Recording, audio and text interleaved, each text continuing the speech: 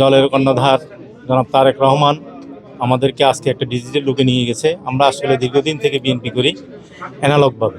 আজকে ডিজিটালভাবে আমরা সদস্য ফরম পূরণ করে আমাদের বিএনপিকে ডিজিটাল লুকে নিয়ে এসেছি। ইনশাআল্লাহ আমরা প্রবাসে যখন আসি, প্রবাসে আমরা যখন রাজনীতি করি, আমাদের বহুদিনের আকাঙ্ক্ষা, বহুদিনের স্বপ্ন, আমরা প্রবাস থেকে বাংলাদেশের ভোট গ্রহণ করব, ভোট দিব।